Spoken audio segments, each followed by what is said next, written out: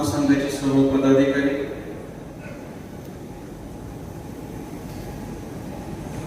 त्याचप्रमाणे श्री पाटील साहेब, श्री गिलबेले सर आणि उपस्थित बंधू भगिनी, सकाळी 9 वाजल्यापासून आपण सर्वजण या ठिकाणी बसलात. 9 ते 12 आता 12:30 झाले आणि 3.5 तास बसणं. खरं म्हणजे कामगार म्हणलं की तो 8 तास उभा राहू शकतो, 12 तास उभा राहू शकतो, 12 तास उभा राहून तो काम करू शकतो, पण 2 तास बसायला सांगितल्यानंतर ती शिक्षा असते आम्हाला. बरोबर. आणि अशा परिस्थितीमध्ये पाटील साहेबांचं अतिशय उत्कृष्ट असं भाषण झालं. त्याच्यानंतर गिलबेले सरांचं अतिशय उत्कृष्टपणे त्यांनी प्रतिनिधी कसा असावा हे सांगितलं. आणि त्याच्यानंतर मला या ठिकाणी बोलणं म्हणजे एक अवघड अशी परिस्थिती होत बसली.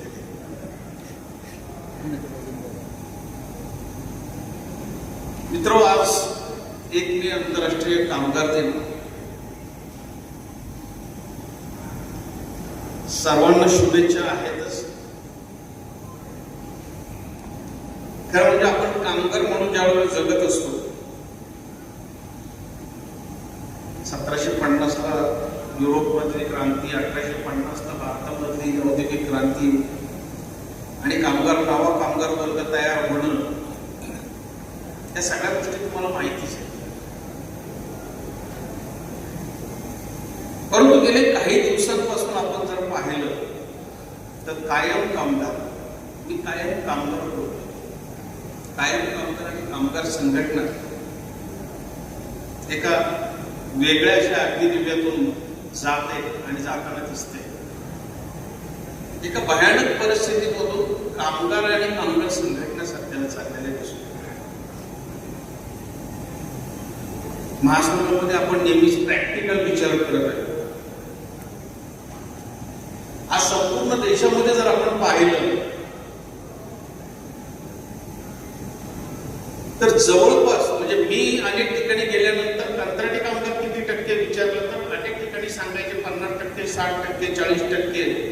मी ज्यावेळेला काही मॅनेजमेंट कन्सल्टंटच्या पुढे बसतो त्यावेळेला त्या कन्सल्टंटने मला त्यांचे सर्वे पुढे ठेवले आणि सांगितलं, डोकले साहेब, आता हे तिसरं, आता 80% ह्या देशामध्ये कंत्राटी कामगार झालेले आहेत. प्रत्येक 80% कंत्राटी कामगार. आणि 80% कंत्राटी कामगार असताना ज्या वेळेला देशाच्या सरकारच्या संबंधातल्या ज्या संस्था आहेत, त्या PLF सारख्या पिरियडिकल लेबर फोर्स सर्वे किंवा नॅशनल सॅम्पल सर्वे ऑर्गनायझेशन, या संस्थांचे जे सर्वे सांगतायत ते सर्वे असे सांगतायत की जवळपास 40% लोकांचे रजिस्ट्रेशनच होत नाही.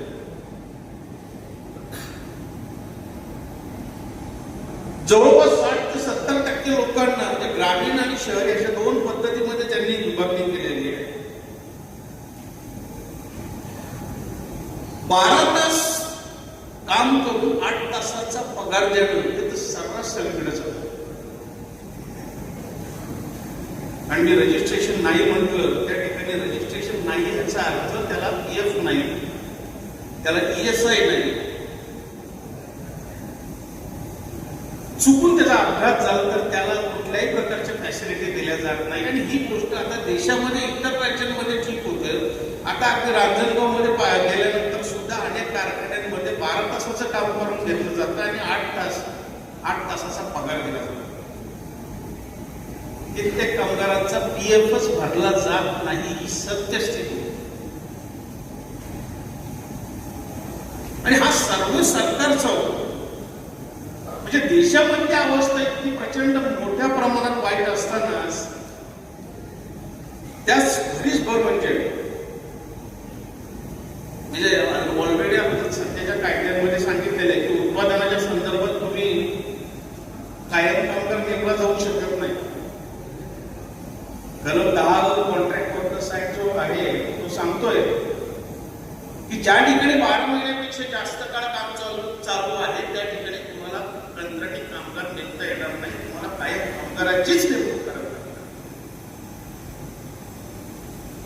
आणि हे कायदे असताना ही देशामधली परिस्थिती झाली आहे की जवळपास 80% कंत्राटी कामगार होऊन बसले. मग अशी परिस्थिती असताना दुसऱ्या बाजूला त्यामध्ये काय कमी होतंय का, काय कमी पडतंय का काय. दुसऱ्या बाजूला नवीन 4 कायदे तुमच्या 4 कोड तुमच्या आमच्या पुढे येऊन पडलेले आणि ते 4 कोड अशा पद्धतीचे आले की सुरुवातीला अगदी आपले पंतप्रधान माननीय पंतप्रधान मोदी साहेबांनी सुद्धा सांगितले होते की आता जे नवीन कायदे होणार आहेत त्याच्यामध्ये कामगारांचं हित कुठेतरी जोपासलं जाईल. परंतु झालं उलटच.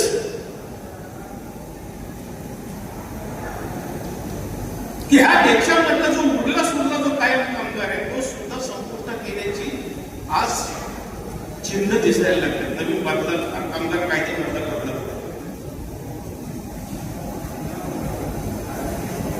FTR म्हणजे प्रत्येक कामगार हा कायम न घेता 2 वर्षासाठी घ्यायचा, 4 वर्षासाठी घ्यायचा एक नवीन पद्धत चालू केली. कॉन्ट्रॅक्ट वर्कर 100% घेण्याची परवानगी दिली जाते. अप्रेंटिस ऍक्ट 1961 जो कायदा आहे त्याच्याऐवजी तो किंवा त्याच्याऐवजी ट्रेनी स्वतःची ट्रेनिंगशिप राबवली. म्हणजे प्रत्येक कारखाना स्वतःच्या कंपनीसाठी एक प्रशिक्षणार्थींची एक नवीन स्कीम बनवू शकतो. अशा पद्धतीची नवीन कायद्यामध्ये येणार आहे जो त्याच्यामध्ये बदल दिसून येतोय. MRTU सारखी गोष्ट आहे त्याची इंडस्ट्रियल कोर्टच्या माध्यमातून ती युनियनला नोंदणीकृत युनियनला त्याची मान्यता दिली जायची. आता काय झालंय की ते आता उद्योगातल्या व्यवस्थापनाकडे तो अधिकार दिला गेलाय की MRTUचा जो अधिकार आहे द्यायचा तो व्यवस्थापनाकडे दिलाय. म्हणजे होतं काय माहिती का की खऱ्या अर्थानं जे द्यायला हवंय ज्याला द्यायला हवंय त्याला मिळेल का काय ही पण शक्यता निर्माण होते. आता याच्यामध्ये अनेक गोष्टी आहेत. म्हणजे सत्ताधारी जे आहेत आताचे प्रस्थापित राज्यकर्ते त्यांनी सांगितलं की कामगार वर्गाचं भलं करण्यासाठी आम्ही येतो. आम्ही हे सुद्धा ऐकलं की ज्यावेळेला प्रॉव्हिडंट फंड हातामध्ये जास्त रक्कम यावी म्हणून आम्ही याच्यामध्ये बदल करू इच्छित आहे असं आपण ऐकलं. परंतु झालं काय की आज अनेक ठिकाणी कामगाराची भरती करत असताना त्याच्याकडून 1800 रुपयाचा जो प्रॉव्हिडंट फंड आहे तो कंपल्सरी घेऊन घेतला आणि ते ऐच्छिक ठेवलं म्हटलं जातं. एकीकडे ऐच्छिक म्हटलं जातं तर दुसरीकडे कंपल्सरी केलं जातं. कारण कुठल्याही कामगाराची भरती ज्यावेळेला कारखान्यामध्ये होत असते त्यावेळेला ती भरती होत असताना त्या ठिकाणी ऐच्छिक आणि अनैच्छिक काही प्रकार नसतो. जो मालक सांगेल ते त्याला ऍक्सेप्ट करावं. तुम्ही जर नाही म्हणलं तर इकडून येऊच नको, जॉईनच नको तुम्हाला सांगितलं. म्हणजे तिथं फक्त मालकाचंच चालतं. ज्यावेळेला एखादा कामगार रुजू होत असतो त्यावेळेला फक्त मालकाचंच चालत असतं.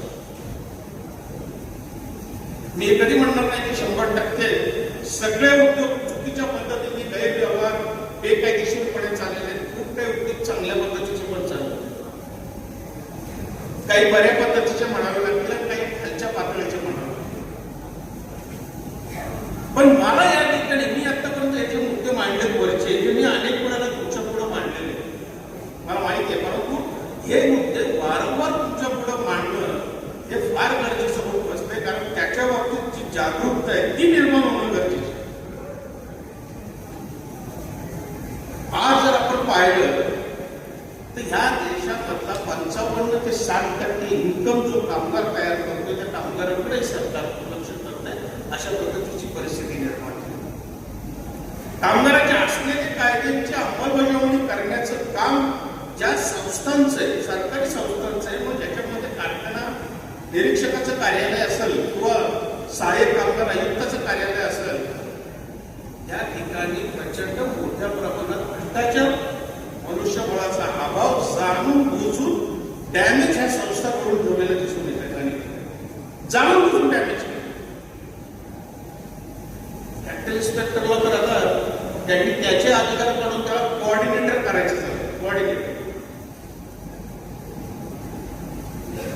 त्यांचे अधिकार काढून घेतले जाणार फॅक्टरी इन्स्पेक्टरचे. आज आम्ही ज्यावेळेला ओव्हर टाइम दिला चालतंय डबल सगळ्या क्रॉस सॅलरीवरती, त्यावेळेला फॅक्टरी इन्स्पेक्टरकडे अर्ज करतो, त्याला सांगतो त्या अशा अशा गोष्टी ज्या आहेत ते मिळत नाही, फॅक्टरी ऍक्ट मधल्या तरतुदी मिळत नाही. त्या ठिकाणी तिथला फॅक्टरी इन्स्पेक्टर लगेचच ऍक्शन घ्यायला कुठेतरी जातो, त्याला आपण ऍक्शन घ्यायला भाग पडतो आणि तो ऍक्शन घ्यायचा प्रयत्न करतो आणि ते मिळतं सुद्धा. आपल्याला भविष्यामध्ये ते मिळेल की नाही ही शक्यता निर्माण झालेली आहे. कारण फॅक्टरी ऍक्ट मध्ये जो बदल होतो, फॅक्टरी इन्स्पेक्टरच्या अधिकारामध्ये जो बदल होतोय तो त्या ठिकाणी कोऑर्डिनेटर म्हणून त्याला केला जातो. आता खरं म्हणजे जे बदललेले कायदे, त्यांचे कोड येत आहेत, नवीन 4 कोड, आज तरी सगळे कॅल्क्युलेशन.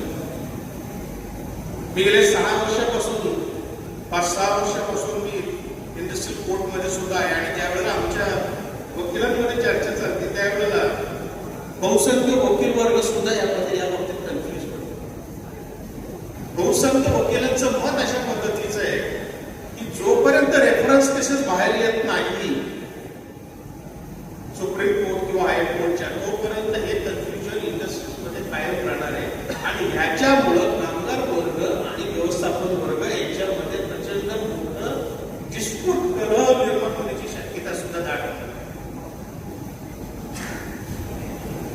ही परिस्थिती तुमच्या आमच्या पुढे तयार होते मित्र, त्याच्यामुळे तुम्ही आम्ही जागा होणं आवश्यक आहे. आता आपण वारंवार जागरूकता आली पाहिजे, जागं झालं पाहिजे. म्हणजे काय, आज तुम्ही आम्ही फक्त मगाशी सांगितलं की 80% लोक झाले, आज तुम्ही फक्त 80% जवळजवळ 20%, 30% काही कारखान्यांमध्ये होते.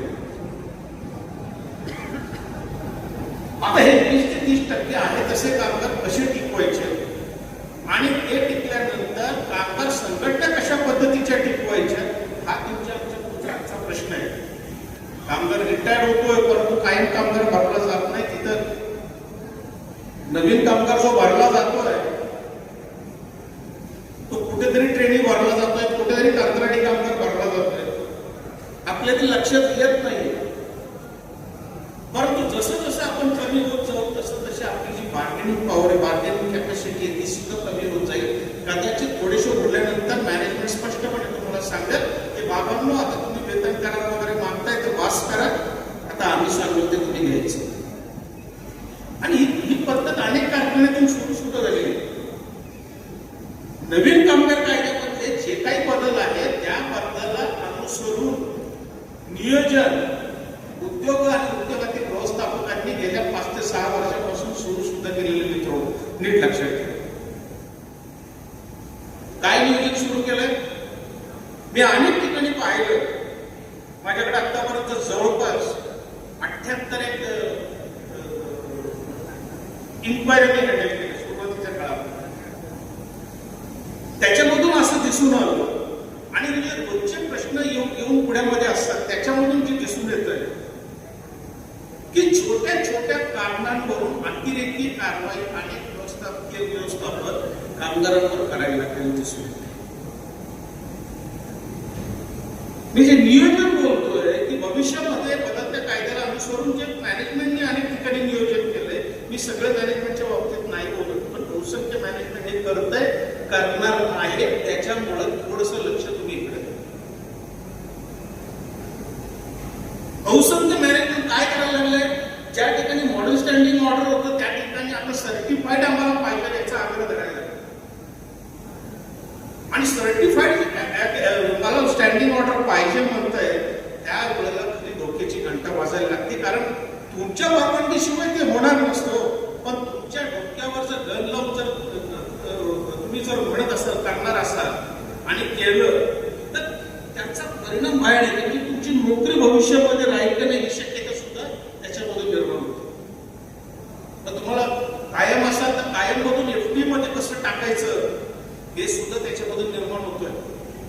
अनेक छोटे छोटे कायदे जे नवीन कायद्यामध्ये आहेत ते क्रॉस आणि ते क्रॉस म्हणून सर्टिफाईड मागितलं जाते. बाबा नीट लक्षात ठेवा. त्यामुळे सर्टिफाईड आल्यानंतर आपण काय काळजी घेतली पाहिजे त्याच्या बाबतीत आपण जागा असणं अतिशय महत्वाचं. मला ते सांगायचं अनेक ठिकाणी कामगार जुन्या पठडीमध्येच आहे. म्हणजे कालच्या परिस्थितीत जसं आता निवेले सरांनी सांगितलंय की आम्ही अजून कालच्या परिस्थितीमध्येच वावरतो. म्हणजे प्रतिनिधी सुद्धा कालची जे एक थोडस एक मोठेपणा वगैरे मोठेपणा जो असायचा त्याच्यामध्ये वावरतोय. कामगार सुद्धा त्याच मानसिकतेत आहे, कालच्या मानसिकतेत.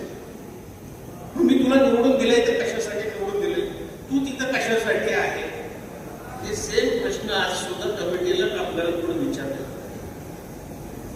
वास्तविक पाहता मी जर एखाद्या कामगार संघटनेचा सभासद आहे तर सभासद म्हणून माझी जबाबदारी काय हे मला समजलं पाहिजे आणि त्या जबाबदारीची जाणीव करून देणं हे आपल्या सर्वांचं कर्तव्य आहे. आपल्या सर्वांनीच ते मनावर घेतलं पाहिजे. मी जर प्रतिनिधी म्हणून संघटनेमध्ये आहे तर प्रतिनिधी म्हणून माझी जबाबदारी काय, प्रतिनिधी म्हणून माझं कर्तव्य काय हे मला समजलं पाहिजे. हे समजून घेणं आवश्यक. अनेक ठिकाणी मी पाहिलं कामगारांना सुट्ट्या भरणं, आता काय नाही आल्यानंतर सुट्ट्या भरता येईल काही नाही. रात्रीच्या वेळेला मला नाईट शिफ्ट मी जाऊन झोपणार, रोज झोपतात मी जाऊन झोपणार. मॅनेजमेंट काही गोष्टींची तुम्हाला सवय लावत असते. लक्षात ठेवा अनेक ठिकाणी पहिले म्हणजे मगाशी सांगितलं नियोजन करतायत. नियोजन कसलं करतायत, 100 पैकी 20 कामगार राहिले तर पुढच्या 2 वर्षात 10 कसे घालवायचे ते ठरवा. मग त्या 10 मध्ये पहिले ज्यांच्यावरती सहजासहजी ऍक्शन घेता येईल असे निवडा. हे सुरुवात झालंय. काही ठिकाणी तुम्हाला कळलं पण तुमच्याच कंपनीमध्ये असेल सुद्धा. मग ते 10 पैकी 5 काढता येतील कसे, कारण 5 केल्यानंतर त्या ठिकाणी त्या 5च्या ऐवजी 15 ते 20 कंत्राटी कामगार भरता येणारे उद्याच्या कामगार कायद्यामध्ये बदल. त्यामुळे आपण सावध असलं पाहिजे. आपण आपल्या हातून शिस्तभंग होता कामा नये ह्याची काळजी आपण सर्वांनी घेणं अतिशय आवश्यक. यांनी अनेक ठिकाणी पाहिलं. आता गेले 6 ते 7 केसेस पॉश झाले आणि गंमत म्हणजे पॉशच्या जेवढ्या केसेस आलेल्या आहेत त्या कंप्लेंट करणाऱ्या ज्या मुली आहेत किंवा महिला आहेत त्या ट्रेनिंग किंवा कंत्राटी कायम कामगार नाही, माझ्याकडे आलेले.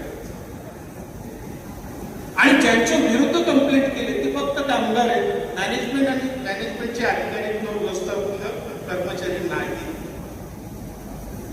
मी कोणावरती बोट ठेवत नाही, परंतु संशय निर्माण व्हावा अशा प्रकारची परिस्थिती निर्माण. इथल्याच 3 कंपन्या, एक नाही 2 नाही 3 कंपन्या. एक दिवस कंत्राटी कामगार येतोय, एकच दिवस येतोय, तो दोघांशी भांडतोय, पोलीस कंप्लेंट होते, HR मॅनेजर त्याला उचलतो आणि पोलीस कंप्लेंट करतो आणि त्या माणसाला त्या पोरांना लगेच सस्पेंड इन्क्वायरी केली आणि 6 महिन्यांनी किंवा 4 महिन्यांनी तिथं वेतन करायला सुरू होणार असतो. आता प्रकार तुम्हाला सर्रास की वेतन करार येणार म्हटल्यानंतर कंपनीमध्ये जे सहज सापडतात त्यांना धरून ठेवा आणि नाहीतर त्यांना सापडायचं कसं त्याची परिस्थिती निर्माण करा. ही पद्धत सुरू झाली आणि हे होऊ नये. मी कुणाला तरी दोष देतोय म्हणजे ज्या वेळेला मॅनेजमेंट मला दांड्या मारतोय म्हणून पकडतोय तर मॅनेजमेंटला मला दोष देता येणार नाही. मी दांड्या मारतोय, मी सुधारला पाहिजे. आपल्याला करायचं काय, तुम्ही जास्तीत जास्त सभासदांसाठी ट्रेनिंग आहे. छोटे छोटे गोष्टी आहेत हो. एक केस काय झाली की पंचिंग करतोय, जवळ पंचिंगला लाईन लागलेली आहे आणि पंचिंगला लाईन लागल्यानंतर एक लेस बांधतोय आणि दुसऱ्याला म्हणतो कर पंचिंग तिथं. त्या दुसऱ्याने पंचिंग केल्यानंतर त्या CCTV मध्ये आलं, त्याची नोकरी गेली, दुसऱ्याचं पंचिंग केलं. आपल्याला हे समजलं पाहिजे. छोट्या गोष्टी आहेत स्टँडिंग ऑर्डरच्या ज्या काही गोष्टी आहेत 24 मधल्या A to Z, त्यात तुम्हाला गैरशिस्त काय, शिस्तभंग म्हणजे काय हे तुम्हाला समजलं पाहिजे. आपण त्याला आपल्याला पकडायची संधी दिली नाही पाहिजे, मॅनेजमेंटने आपल्याला पकडलं नाही पाहिजे, याची काळजी आपण घेतली पाहिजे. आपण प्रोफेशनल झालो, कारण ज्यावेळेला प्रोफेशनल होतात त्यावेळेला त्या ठिकाणी सहानुभूतीची अपेक्षा कधीही करायची नसते. काय एवढं समजून घेत नाही ना, मॅनेजमेंट कधी समजून घेणार नाही. त्यांनी नाही समजून घेतलं असतं वरचा, त्याला समजून घेणार नाही, कारण त्याच्याही काही लिमिटेशन्स असतात. त्यामुळे बदलता काळ बदलतो आणि बदलत्या काळाप्रमाणे आपण आपल्याला स्वतःला बदलायचंय, आपण आपल्या सभासदांना बदलायचंय. आणि हे जर करायचं असेल तर आपण जास्तीत जास्त प्रशिक्षणावरती जोर देणं आवश्यक आहे. काही वेळेला आपल्याला थोडंसं कडक व्हायला लागणार आहे, काही वेळेला कामगारांना बरं वाटणार, पण कामगारांच्या हिताचं नसणारं हे कणखरपणे सांगावं लागणार आहे. म्हणजे कामगारांना बरं न वाटणार पण हिताचं हे कणखरपणे सांगावं लागणार आहे. बरं वाटणार पण हिताचं नसणार हे आता बोलायची दिवस राहिलेले नाही. आपल्याला थोडं कडक होणं आवश्यक आहे, थोडं शिस्तीनं राहणं आवश्यक आहे, थोडं प्रोफेशनल होणं आवश्यक आहे, प्रशिक्षण वेगवेगळ्या माध्यमातून आयोजित करणं आवश्यक आहे. आणि मला पूर्णपणे खात्री आहे की जर आपण या पद्धतीने गेलो तर जे बदलाचं वारं येत आहे, जे बदलाचे कायदे येत आहेत, याच्यामधून ज्या अडचणी निर्माण होतील त्या अडचणींना आपण तोंड द्यायला समर्थ होऊ शकू. त्या ठिकाणी बराच वेळ झालेला आहे. मला वाटतं की मी वेळ घेतला तर समोरच्या तुमच्याकडे पाहिल्यानंतर सुद्धा कुठेतरी थकवा जाणवायला लागला तुमच्यामध्ये, तर या ठिकाणी मी थांबतो. तुम्ही जास्तीत जास्त संख्येने या ठिकाणी आलात.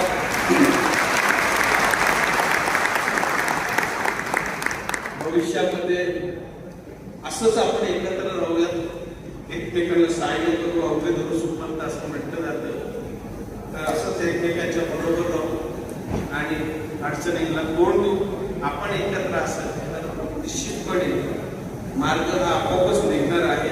आणि एक समजून मी सांगत नाही, पण ज्यावेळेला बाहेरचे कमिशनर, असिस्टंट कमिशनर फिरायला सांगत असतात की या पुण्यामधल्या संघटनांमध्ये सक्सेस रेशो कुठल्या कुठल्या फेडरेशनचा आहे, तर बाहेर जे लोक तिसऱ्यांना सांगतात साहेब की राष्ट्रीय श्रमिक एकता महासंघाचा सक्सेस रेशो हा सर्वात जास्त.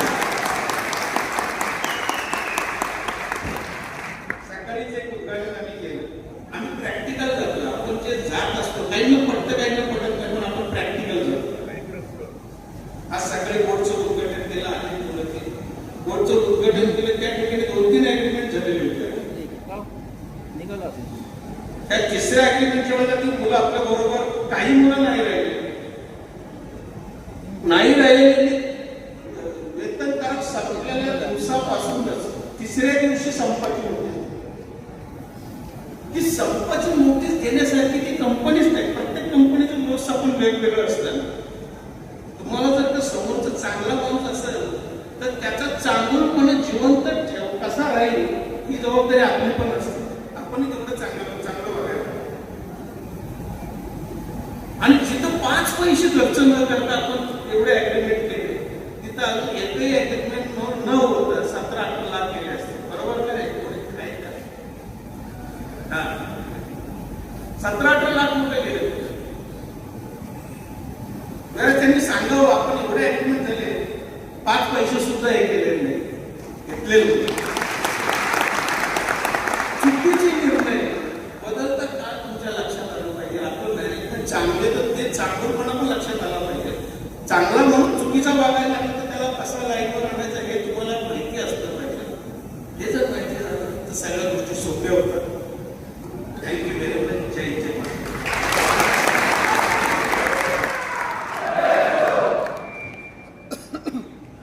जोपर्यंत आभार व्यक्त होत नाही तोपर्यंत पुढे उठू नये. भाव या हॉलच्या बाहेर प्रमाणापेक्षा जास्त आहे. जाताना गाडीमध्ये आणि प्रत्येक आपल्या सभेमध्ये सर्वांनी कार्यक्रम संपल्यानंतर जो ताटाची व्यवस्था केलेली आहे ती आपण सर्वांनी प्रत्येक सहकार्याने घेऊन जावी आणि इतरांना द्यावी हीच आपल्याला पुनश्च विनंती करतो. मी पुनश्च विनंती करेन की पाण्याची व्यवस्था आपल्या चारही बाजूला केलेली आहे. आपल्या गाडीमध्ये आणि आपल्या सहकार्यांना घेऊन जा अशी आपल्याला विनंती करतो. जमलेली ही हजारोंची संख्या ही फक्त केवळ गर्दी नाही, तर ही कामगारांची ताकद आहे. आज या भव्य कामगार मेळाव्याचा समारोप करण्याकरता मला आभार प्रदर्शनाची जबाबदारी दिली, त्याबद्दल मी राष्ट्रीय संगीत महासंघाचे मनापासून आभार व्यक्त करतो. सर्वप्रथम आजच्या कार्यक्रमाचे अध्यक्ष महोदय सन्माननीय ॲडव्होकेट श्री किशोरजी ढोकरे सर यांनी जे मोलाचे मार्गदर्शन या ठिकाणी केलेले आहे, त्याबद्दल त्यांचे मी मनापासून आपल्या सर्व मान्यवर व प्रमुख पाहुण्यांनी जे मार्गदर्शन केलेले आहे, त्यामध्ये संघटनेचे उपाध्यक्ष राजवन्ना दरेकर, संघटनेचे जनरल सेक्रेटरी अविनाश वाडेकर, खजिनदार गणेशजी जाधव सर, सातपुते सर आणि विशेष करून प्रमुख मार्गदर्शक म्हणून लाभलेले गोपी गिलबिले सर यांनी ज्या एक अटॅचमेंट टचमध्ये ज्या देहबोलीमध्ये आपल्याला मार्गदर्शन केलेलं आहे, खरोखरच सर्व कामगारांना ते आवडलेले आहे आणि त्यांच्या या बहुमूल्य दर्शनाबद्दल मी त्यांचे मनापासून आभार व्यक्त करतो.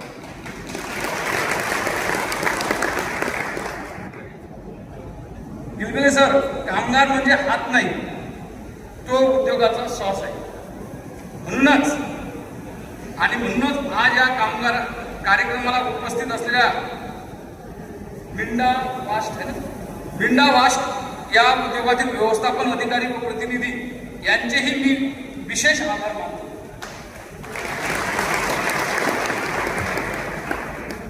कारण कामगार आणि व्यवस्थापन एकत्र आले तर उद्योग स्वयंसेवक यांचे मी मनपूर्वक आभार मानतो. कारण मेहनत करणाऱ्यांचा आवाज दबत नाही कधी, एकता असेल तर संघर्ष हरत नाही कधी. तसेच आज मोठ्या संख्येने उपस्थित राहून मेळाव्याची शोभा वाढवणाऱ्या हजारो कामगार बांधवांचे मनपूर्वक आभार. आपली एकता हीच आपली खरी ताकद. शेवटी या कार्यक्रमासाठी प्रत्यक्ष किंवा अप्रत्यक्ष सहकार्य केलेल्या सर्वांचे मी मनपूर्वक आभार व्यक्त करतो आणि जाता जाता एक शब्द बोलतो, हक्क मिळत नाही, ते मिळवावे लागतात आणि त्यासाठी एकता हवीच. जय हिंद, जय महाराष्ट्र.